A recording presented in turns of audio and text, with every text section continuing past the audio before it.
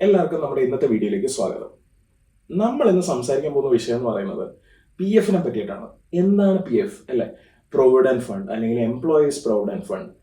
നമ്മളിൽ കുറേ പേര് ആക്ച്വലി പി എഫ് കൊടുക്കുന്നവരാണ് അല്ലേ? നമ്മുടെ ജോലി സ്ഥലത്ത് നമ്മൾ വർക്ക് ചെയ്യുന്നവർ, ഈവൻ ദോ നമ്മൾ ബിസിനസ് ചെയ്യുവാണെങ്കിൽ പോലും നമ്മൾ സാലറി ആയിട്ട് ഡ്രോ ചെയ്യുമ്പോൾ നമ്മൾ പി എഫ് ഒരു കമ്പോണന്റ് ആയിട്ട് നമ്മൾ മാറ്റി വെക്കാറുണ്ട്. സോ എന്താണ് P F? Actually P F ഒരു സ്കാം ആണോ? ഗവൺമെന്റ് നമ്മുടെ കയ്യിൽ നിന്ന് പൈസ ലൂട്ട് ചെയ്തുകൊണ്ടിരിക്കുകയാണ്. ഇതൊക്കെയാണ് മെയിനായിട്ട് ചിലരുടെയെങ്കിലും ഉള്ളിലുള്ളൊരു സംശയം. ഇപ്പൊ ഈ പി എഫ് നമ്മൾ കൊടുക്കുമെങ്കിലും പലർക്കും എന്തിനാണ് നമ്മൾ ഈ പി എഫ് കൊടുക്കുന്നത് എന്നുള്ളൊരു ധാരണയില്ലായ്മ പൊതുവേ നമ്മുടെ സമൂഹത്തിലുണ്ട്. സത്യം പറഞ്ഞു കഴിഞ്ഞാൽ ഞാൻ ഒരു കാര്യം പറഞ്ഞിട്ട് തുടങ്ങട്ടെ. പി എഫ് എന്ന് പറയുന്നത് ഒരു സ്കാം ഒന്നുമല്ല, അല്ലെങ്കിൽ ഗവൺമെന്റ് നമ്മുടെ കയ്യിൽ നിന്ന് പൈസ ലൂട്ട് ചെയ്യുന്നതുമല്ല. അപ്പം അത് പറയണമെങ്കിൽ അല്ലെങ്കിൽ അതിനെ പറ്റിയിട്ട് നമുക്കൊരു ഒരു ധാരണ ഉണ്ടാവണമെങ്കിൽ ഞാൻ ചെറിയൊരു കഥ പറഞ്ഞുതരാം.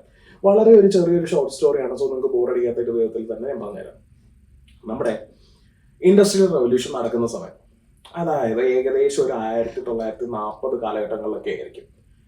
ഈ കാലഘട്ടത്തിൽ നമ്മുടെ രാജ്യത്ത് ഈ ബ്രിട്ടീഷിന്റെ മൈഗ്രേഷനും അല്ലെങ്കിൽ ഈസ്റ്റ് ഇന്ത്യ കമ്പനിയുടെ അറൈവിലും ഇഷ്ടംപോലെ കാര്യങ്ങൾ നടന്നിട്ടുണ്ട് അല്ലേ? നമ്മൾ ചരിത്രം പഠിച്ചു നോക്കിയാൽ നമുക്ക് അതിനെ പറ്റിയിട്ടൊക്കെ അറിയാൻ പറ്റും.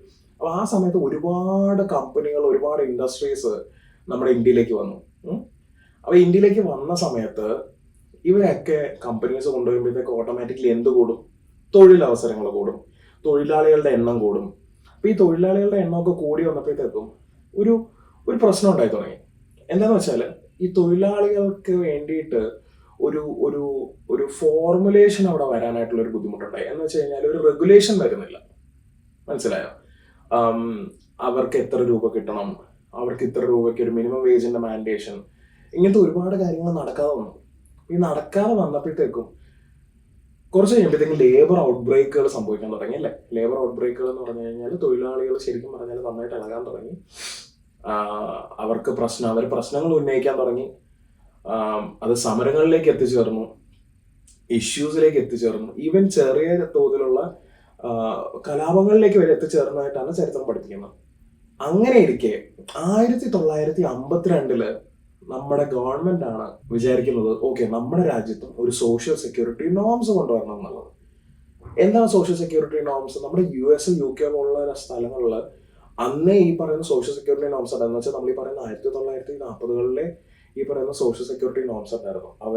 അവിടുത്തെ ആൾക്കാർക്ക് വേണ്ടിയിട്ട് എന്താ പറയുന്ന ഈ ബെനിഫിറ്റ്സും കാര്യങ്ങളൊക്കെ ഗവൺമെന്റ് ലെവലിൽ തന്നെ ചെയ്യാനായിട്ടുള്ള ഒരു പ്രൊവിഷൻ അവിടെ കൊണ്ടുവന്നു. അപ്പോഴൊക്കെ നമ്മുടെ രാജ്യം ഒരുപാട് പുറകെയായിരുന്നു. അപ്പൊ ഞാൻ ഈ പറഞ്ഞതുപോലെ 1952 നമ്മുടെ ഗവൺമെന്റ് ഒരു ഡിസിഷൻ എടുക്കുകയാണ്, നമുക്കും സോഷ്യൽ സെക്യൂരിറ്റി നോംസുകൾ വേണം, സോഷ്യൽ സെക്യൂരിറ്റി പ്രോസസ്സുകൾ വേണം. അങ്ങനെയാണ് നമ്മുടെ ഈ പറയുന്ന EPF, ESI ഒക്കെ ശരിക്കും പറഞ്ഞ ഉടലെടുക്കുന്നത്. ഈ സോഷ്യൽ സെക്യൂരിറ്റി എന്താണെന്ന് കൂടെ ഞാൻ പറഞ്ഞുതരാം. ഇവൻ നമ്മൾ സമ്പാദിക്കുന്നവരാ. ഓക്കെ, പലർക്കും പല പ്രശ്നങ്ങളുണ്ടാകാം അല്ലെ? ചിലപ്പോൾ പെട്ടെന്ന് ഒരു ദിവസം ജോലി നിന്ന് പോവാം, അല്ലെങ്കിൽ പെട്ടെന്ന് ഒരു ദിവസം എന്തെങ്കിലുമൊക്കെ ഇഷ്യൂസ് സംഭവിക്കാം. അപ്പൊ ആ സമയത്ത് നമ്മുടെ കയ്യിൽ ഫണ്ട് വേണം, നമുക്ക് ജീവിക്കാൻ ഫണ്ട് വേണം. അപ്പൊ നമ്മൾ നമ്മുടെ ദൈനംദിന ആവശ്യങ്ങൾക്ക് യൂസ് ചെയ്യുന്ന അല്ലാണ്ട് ഗവൺമെന്റ് തന്നെ വിചാരിക്കണം ഇവർക്ക് എന്തെങ്കിലും ഒരു രീതിയിൽ ഒരു എമൗണ്ട് മാറ്റി ഇട്ട് കൊടുത്തു കഴിഞ്ഞാൽ അവർക്ക് പിൽക്കാലത്ത് യൂസ് ചെയ്യാലോ. അങ്ങനെ ഗവൺമെന്റ് ഡിസൈഡ് ചെയ്തതാണ് PF ഉള്ളൊരു സ്കീം കൊണ്ടുവരാമെന്ന്. അപ്പം ഈ PF എങ്ങനെയാണ് വർക്ക് ചെയ്യുന്നതെന്നാണ് ഞാൻ പറഞ്ഞു തരാൻ പോകുന്നത്. അപ്പം ഇത്രയേ ഉള്ളൂ അതിന്റെ ഒരു കഥ.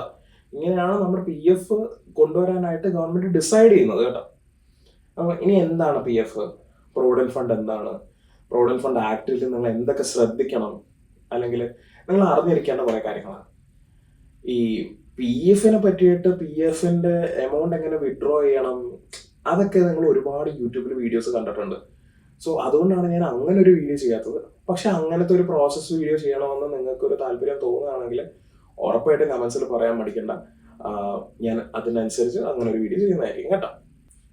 അപ്പൊ നമ്മൾ ഇനി സംസാരിക്കാൻ പോകുന്നത് എന്താണ് പ്രൊവിഡന്റ് ഫണ്ട്. പ്രൊവിഡന്റ് ഫണ്ട് എന്ന് പറയുന്നത് എംപ്ലോയീസ് പ്രൊവിഡന്റ് ഫണ്ട് ഓർഗനൈസേഷനായി EPFO കൊണ്ടുവന്ന ഒരു ഫ്രെയിംവർക്ക് ആണ്.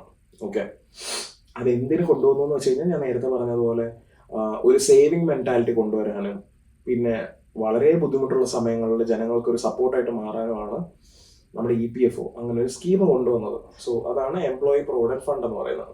ഇനി PF ഒരു കോൺട്രിബ്യൂഷനെ പറ്റിയിട്ടും കൂടെ നമ്മൾ ചിന്തിക്കണം. എന്താണ് PF കോൺട്രിബ്യൂഷൻ?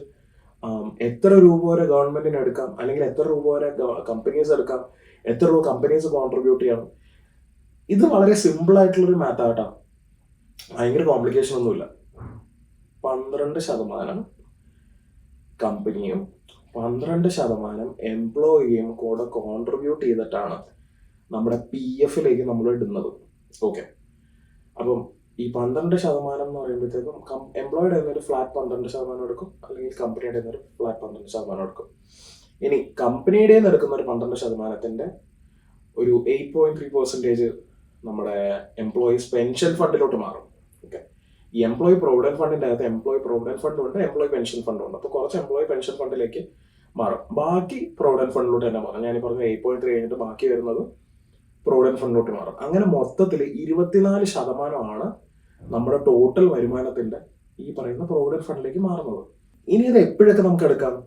PF എടുക്കാനായിട്ട് നമുക്ക് എമർജൻസി സിറ്റുവേഷൻസിൽ എടുക്കാം. ഓക്കെ, ഇപ്പം ഒരു 3 മാസത്തിന് മേലെ നിങ്ങൾ തൊഴിലില്ലാണ്ടിരിക്കുകയാണെങ്കിൽ നിങ്ങൾക്ക് PF എമൗണ്ട് വിഡ്രോ ചെയ്യാം. കല്യാണം, വീട് പണി, മെഡിക്കൽ എമർജൻസി, ഇങ്ങനെയുള്ള സമയത്തും കൂടെ നിങ്ങൾക്ക് PF വിഡ്രോ ചെയ്യാം. നിങ്ങൾ പ്രത്യേകം ശ്രദ്ധിക്കേണ്ട ഒരു കാര്യമുണ്ട്, ഗവൺമെന്റ് നമ്മൾ ഈ സ്കീം തന്നേക്കുന്നത് നമ്മുടെ ഒരു റിട്ടയർമെന്റിന് ശേഷം യൂസ് ചെയ്യാനാണ് കേട്ടോ. അപ്പം ഈ എന്താ പറയുന്നത്, അങ്ങനത്തെ സമയങ്ങളിൽ നമുക്ക് ഈ വിഡ്രോ ചെയ്യാനുള്ള ഒരു പ്രൊവിഷൻ ഗവൺമെന്റ് തരുമ്പോൾ നമ്മൾ ഇടയ്ക്കിടയ്ക്ക് അത് വിഡ്രോ ചെയ്യുന്നത് ആക്ച്വലി ഭയങ്കര ബുദ്ധിമുട്ടുള്ള കാര്യമാണ്. കാരണം അതുകൊണ്ട് ഞാൻ പറഞ്ഞത്, റിട്ടയർമെന്റിന് ശേഷം മാത്രമേ നിങ്ങൾ ഈ പൈസ വിഡ്രോ ചെയ്യാനായിട്ട് മാക്സിമം ശ്രമിക്കാവുള്ളൂ. എന്നാലും നമുക്കിപ്പോൾ പറയാൻ പറ്റില്ലല്ലോ അല്ലേ, നമ്മുടെ വീട് പണി അങ്ങനെ എന്തെങ്കിലുമൊക്കെ വരുമ്പോഴത്തേക്കും നമുക്ക് നല്ലപോലെ പൈസ ആവശ്യമുണ്ടാവും. നിങ്ങൾ തന്നെ ഏൺ ചെയ്ത മണിയാണ്, നിങ്ങളുടെ തന്നെ ഹാർഡ് ഏൺ മണിയാണ്. സോ അത് യൂസ് ചെയ്യുമ്പോൾ കുറച്ചൊക്കെ കെയർഫുൾ ആയിട്ട് വേണം അത് യൂസ് ചെയ്യാൻ. അപ്പം അതും കൂടെ ഞാൻ ഈ കാര്യം പറയുമ്പോൾ തന്നെ പറഞ്ഞോട്ടെ. ഇനി ഞാൻ നേരത്തെ പറഞ്ഞു 12% കോൺട്രിബ്യൂട്ട് ചെയ്യേണ്ടത് അല്ലേ. ഇപ്പം 1,00,000 രൂപയാണ് നിങ്ങളുടെ ശമ്പളമെങ്കിൽ അതിൻ്റെ 12% എന്ന് പറയുന്നത് 12,000 രൂപയായിരിക്കും. 12,000 രൂപ PF പോകും. ഇനി ഇതിനൊരു സീലിംഗ് ഉണ്ട് കേട്ടോ, വേജ് സീലിംഗ് എന്ന് പറയും. ഈ 15,000 താഴെ ശമ്പളം ഉള്ളവര് മാൻഡേറ്ററി ആയിട്ട് ഒരു എമൗണ്ട് കൊടുക്കണം. ഇനി 15,000 മേലെ ഉള്ളവർക്ക് ചെറിയൊരു ചോയ്സ് ഉണ്ട്. ദാറ്റ് ഈസ്, അവർക്ക് ഈ 1,800 വരെ കൊടുക്കാം. 1,800 എന്ന് പറയുന്നൊരു സ്ലാബ് ഉണ്ട്. 1,800 രൂപ വരെ എംപ്ലോയിയുടെ നിന്നും പിടിക്കാം, എംപ്ലോയറിന്റെ നിന്നും പിടിക്കാം, അങ്ങനെ PF ഇടാം. അല്ല നിങ്ങൾക്ക് ഫ്ലാറ്റ് 12% ഇടാം. അപ്പൊ ഞാൻ നേരത്തെ പറഞ്ഞതുപോലെ 1,00,000 രൂപ ശമ്പളം ഉള്ളവർക്ക് മാക്സിമം 1,800, 3,600 രൂപ PF ഇടാം. അല്ലെങ്കിൽ 12,000 ഞാൻ നേരത്തെ പറഞ്ഞ ഫ്ലാറ്റ് 12% എടുക്കുകയാണെങ്കിൽ 12,000 ചേർത്ത് 24,000 രൂപ ഇടാം. ചിലര് ഈ പറയുന്ന പോലെ ഫ്ലാറ്റ് ഇടും. കാര്യം എന്താണെന്ന് വെച്ചാൽ അവർക്ക് നല്ലൊരു സേവിങ്സ് ആണല്ലോ അല്ലെ. പിന്നീട് സേവിങ്സിലോട്ട് വരുമ്പോൾ നമുക്ക് പിന്നീട് നല്ലൊരു ഇൻട്രസ്റ്റ് എമൗണ്ട് കിട്ടുകയും അതിൽ നിന്ന് നമുക്ക് വിഡ്രോ ചെയ്യുമ്പോൾ നല്ലൊരു എമൗണ്ട് ആവും നമ്മുടെ റിട്ടയർമെന്റ് ഒക്കെ ആവുമ്പോൾ. ചിലർ 1,800 വെച്ച് തന്നെ നിൽക്കും. കാര്യം എന്താണെന്ന് വെച്ചാൽ ഒരുപാട് എമൗണ്ട് PF പോയി കഴിഞ്ഞാൽ നമുക്ക് നമ്മുടെ മന്ത്ലി കാര്യങ്ങൾ മാനേജ് ചെയ്യാനുള്ള ഒരു ബുദ്ധിമുട്ടുള്ളത് കൊണ്ട് ഗവൺമെന്റ് അങ്ങനെ ഒരു ഓപ്ഷൻ വെച്ചിട്ടുണ്ട്. 15,000 മേലെ വരുമ്പോൾ നമുക്ക് 1,800 രൂപ വരെ അല്ലെങ്കിൽ ഫ്ലാറ്റ് ഒരു 12% എടുക്കാം. സോ ഇങ്ങനെ ഒരു പ്രൊവിഷനും കൂടെ നിങ്ങൾ അറിഞ്ഞിരിക്കുന്നത് നല്ലതാണ്. അപ്പൊ നിങ്ങൾ വേണമെങ്കിൽ നിങ്ങളുടെ കമ്പനിയിൽ പോകുമ്പോൾ നിങ്ങൾക്ക് അതൊക്കെ ഡിസ്കസ് ചെയ്യാം. ഓക്കെ, PF എമൗണ്ട് ഇങ്ങനെ ആക്കാൻ പറ്റുമോ, അല്ലെങ്കിൽ അങ്ങനെ ആക്കാൻ പറ്റുമോ, പുതിയൊരു ജോലി സ്ഥലത്തൊക്കെ പോകുമ്പോൾ നിങ്ങൾ അന്വേഷിക്കുന്നത് നല്ലതായിരിക്കും. ഇനി ഇത് കൂടാണ്ട് നമ്മളിപ്പോൾ പറഞ്ഞു EPF പറഞ്ഞു, EPF പോലെ പെൻഷൻ സ്കീമിന്റെ കാര്യം പറഞ്ഞു. പെൻഷൻ സ്കീം ഞാൻ ഒരുപാട് ടച്ച് ബേസ് ചെയ്യുന്നത് ബേസിക് ആയിട്ട് നിങ്ങൾ റിട്ടയർമെന്റ് കഴിയുമ്പോഴത്തേക്ക് നിങ്ങൾക്ക് ഒരു എമൗണ്ട് മന്ത്ലി EPF തന്നെ പെൻഷനായിട്ട് വരും. ഇനി അടുത്തൊരു സംഭവം ഉണ്ട്, VPF എന്ന് പറയും. VPF എന്ന് പറഞ്ഞു കഴിഞ്ഞാൽ വോളണ്ടറി പ്രൊവിഡന്റ് ഫണ്ട്. നിങ്ങൾ ഇപ്പൊ കൊടുക്കുന്ന പ്രൊവിഡന്റ് ഫണ്ടിന് മേലെ നിങ്ങൾക്ക് ഒരു എമൗണ്ട് പ്രൊവിഡന്റ് ഫണ്ടായിട്ട് മാറ്റിയിടാം. അങ്ങനെ ഇടുന്ന ഒരുപാട് പേരുണ്ട്. അതും വളരെ നല്ലൊരു സ്കീമായിരിക്കും. ഈ RD FD എന്നൊക്കെ പറഞ്ഞ് നമ്മൾ തീരുമാനിക്കുന്നതിനെക്കാട്ടിയും കുറച്ചും കൂടെ ബെറ്റർ ആണ് PF. കാര്യം എന്താണെന്ന് വെച്ച് കഴിഞ്ഞാൽ ഈ പ്രൊവിഡന്റ് ഫണ്ട് വരുമ്പോഴത്തേക്ക് ഇൻട്രസ്റ്റ് കൂടുതലാണ് കേട്ടോ. ഒരു 8.3, ഇപ്പം ലാസ്റ്റ് എനിക്കൊന്ന് 23-24 വർഷത്തിൽ 8.3% ഒക്കെയാണ് പ്രൊവിഡന്റ് ഫണ്ടിൽ നമുക്ക് ഇൻട്രസ്റ്റ് കൊടുത്തോണ്ടിരുന്നത്. സോ നല്ലൊരു ഇൻട്രസ്റ്റ്. ഓക്കെ, സ്റ്റോക്ക് മാർക്കറ്റ് വെച്ചൊന്ന് കമ്പയർ ചെയ്യണ്ട, ഞാൻ just recurring deposit, fixed deposit പോലുള്ള ഡെപ്പോസിറ്റ് സ്കീമുകൾ വെച്ച് മാത്രം പറയുന്നത്. അപ്പോൾ നിങ്ങൾ അതിനെക്കാട്ടിയും കൂടുതൽ ഞങ്ങൾക്ക് മ്യൂച്വൽ ഫണ്ട് SIP കിട്ടുമല്ലോ. അത് ഓരോരുത്തരുടെ ഇഷ്ടം പോലെ നമുക്ക് ഇൻവെസ്റ്റ് ചെയ്യാം. പക്ഷെ ഞാൻ പറഞ്ഞു വരുന്നത് FD RD ഒക്കെ ആയിട്ട് കമ്പയർ ചെയ്യുമ്പോൾ PF നല്ലൊരു റിട്ടേൺ ആക്ച്വലി തരുന്നുണ്ട്. സോ അത് PF അങ്ങനെ യൂട്ടിലൈസ് ചെയ്യുന്നത് വളരെ നല്ലൊരു ഓപ്ഷൻ ആയിരിക്കും. ഇനി നമ്മൾ അറിഞ്ഞിരിക്കേണ്ടത് പി എഫിൻ്റെ അകത്ത് പി എഫ് അക്കൗണ്ട് ഉള്ളപ്പോൾ നമ്മൾ അറിഞ്ഞിരിക്കേണ്ട കുറച്ച് കാര്യങ്ങളാണ്. ഈ പി എഫ് അക്കൗണ്ട് നമ്പർ, ഇനി UAN നമ്പർ, ഇതൊക്കെ രണ്ട് നമ്പേഴ്സ് കേട്ടോ. ഫോർ എക്സാമ്പിൾ നിങ്ങൾ ഒരു കമ്പനിയിൽ വർക്ക് ചെയ്യുമ്പോൾ ആ കമ്പനിയുടെ മാത്രം PF കയറുന്ന ഒരു PF അക്കൗണ്ട് ഉണ്ടാവും. പക്ഷെ അതല്ല UAN എന്ന് പറയുന്നത്. UAN എന്ന് പറയുന്നത് നമ്മുടെ പാൻ നമ്പറൊക്കെ പോലെ PF വേണ്ടിയിട്ടുള്ള യൂണിവേഴ്സൽ അക്കൗണ്ട് നമ്പറാണ്. അപ്പോൾ ഈ യൂണിവേഴ്സൽ അക്കൗണ്ട് നമ്പർ എന്തിനാന്ന് വെച്ചാൽ, ഈ യൂണിവേഴ്സൽ അക്കൗണ്ട് നമ്പർ എടുത്താലാണ് നിങ്ങൾക്ക് PF കോൺട്രിബ്യൂട്ട് ചെയ്യാൻ പറ്റുള്ളൂ. ഒന്ന്. രണ്ടാമത്തെ കാര്യം, ഈ യൂണിവേഴ്സൽ അക്കൗണ്ട് നമ്പർ സെയിം ആയിരിക്കും.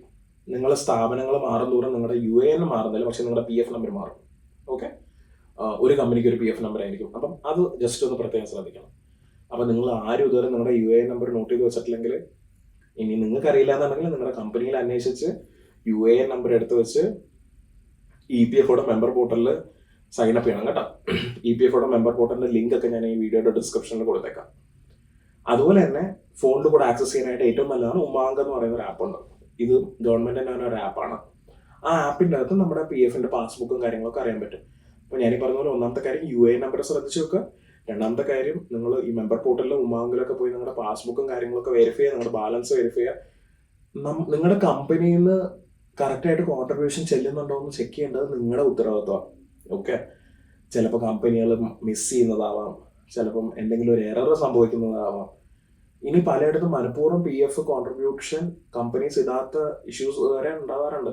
പക്ഷെ അതിനൊക്കെ നിങ്ങൾക്ക് പ്രോപ്പർലി ലീഗലായിട്ട് മൂവ് ചെയ്ത് കഴിഞ്ഞാൽ ഇങ്ങനത്തെ കമ്പനീസ് നിങ്ങൾക്ക് വളരെ ഹൈ കോമ്പൻസേഷൻ തരേണ്ടി വരും. കാരണം നിങ്ങൾ സമ്പാദിക്കുന്ന പൈസയാണല്ലേ. അപ്പോൾ അങ്ങനത്തെ കാര്യങ്ങളിൽ നിങ്ങൾ പ്രത്യേകം ശ്രദ്ധ വരുത്തണം. ഇനി അത് വിഡ്രോ ചെയ്യുന്ന കാര്യം പറഞ്ഞു, പാസ്ബുക്കിന്റെ കാര്യം പറഞ്ഞു. ഇനി ഞാൻ നേരത്തെ പറഞ്ഞ പോലെ PF കാര്യത്തിൽ ശ്രദ്ധിക്കേണ്ട വേറൊരു കാര്യം, നമ്മുടെ കറക്റ്റായിട്ട് മൈഗ്രേഷൻ ചെയ്യണം കേട്ടോ. അപ്പോൾ ഈ മൈഗ്രേഷൻ എന്താണെന്ന് ഞാൻ ക്ലിയർ ആയിട്ട് ഒന്നും കൂടെ പറഞ്ഞുതരാം. നിങ്ങൾ ഇപ്പം എൻ്റെ കമ്പനി ABCയിൽ വർക്ക് ചെയ്തു എന്ന് വിചാരിക്കുക. ഞാൻ ജസ്റ്റ് ഒരു എക്സാമ്പിൾ ആയിട്ട് പറയാമേ. നാളെ നിങ്ങൾ XYZ എന്ന് പറയുന്ന വേറൊരു കമ്പനിയിലേക്ക് മാറി. ഓക്കെ, അപ്പോൾ ഇത്രയും നാൾ നിങ്ങളുടെ PF കൊടുത്തുകൊണ്ടിരുന്ന ABC ആയ ഞാനാണ്.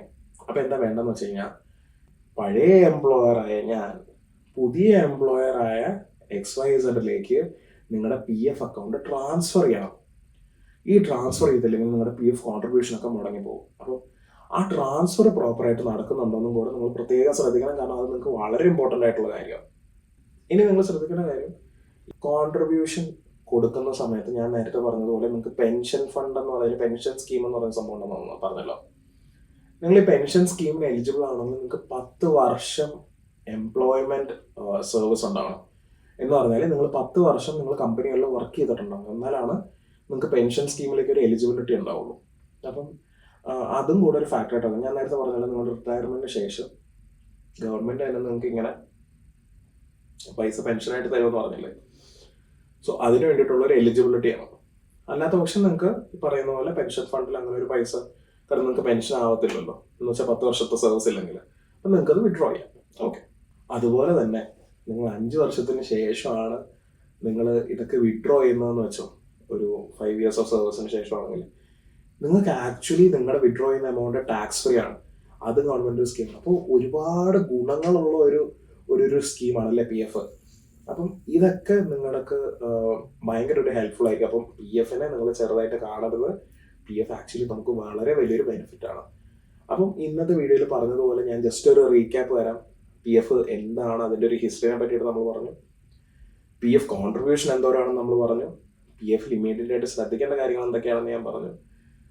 PF വിഡ്രോ ചെയ്യുമ്പോൾ ശ്രദ്ധിക്കേണ്ട കാര്യങ്ങൾ എന്തൊക്കെയാണെന്ന് പറഞ്ഞു. സോ ഇങ്ങനത്തെ കാര്യങ്ങളൊക്കെ നിങ്ങൾക്ക് പറഞ്ഞ സ്ഥിതിക്ക് നിങ്ങൾ PF വളരെ ഒരു ഇമ്പോർട്ടൻറ്റ് കമ്പോണൻ്റ് ആയിട്ട് തന്നെ കൺസിഡർ ചെയ്തുകൊണ്ട് നിങ്ങളുടെ മുമ്പോട്ടുള്ള ഒരു കരിയറിലും PF വേണ്ടതുപോലെ യൂട്ടിലൈസ് ചെയ്യാനും നിങ്ങൾക്ക് ഹെൽപ്ഫുൾ ആവട്ടെ എന്ന് ഞാൻ എല്ലാവരെയും ആശംസിക്കുന്നു. ഞാൻ ഒന്നുകൂടെ പറഞ്ഞോളട്ടെ, PF ഒരു സെക്യൂരിറ്റി ഫണ്ടാണ്. അത് വളരെ അത്യാവശ്യമുള്ള സമയങ്ങളിൽ മാത്രമേ യൂസ് ചെയ്യാനായിട്ട് പോകാവുള്ളൂ കേട്ടോ. അപ്പം എല്ലാവർക്കും വളരെ നല്ലൊരു ഹെൽത്തി ആൻഡ് വെൽബീയിങ് ഒന്നും കൂടെ ഞാൻ വിഷ് ചെയ്യുന്നു. അതുകൊണ്ട് PF എല്ലാവരും പ്രോപ്പറായിട്ട് തന്നെ യൂട്ടിലൈസ് ചെയ്യുക. വളരെ നല്ലൊരു ഫിനാൻഷ്യൽ ഹെൽത്ത് കൊണ്ടുവരാൻ നോക്കുക. അപ്പോൾ അടുത്ത വീഡിയോയ്ക്ക് കാണുന്നതുവരേക്കും ബൈ.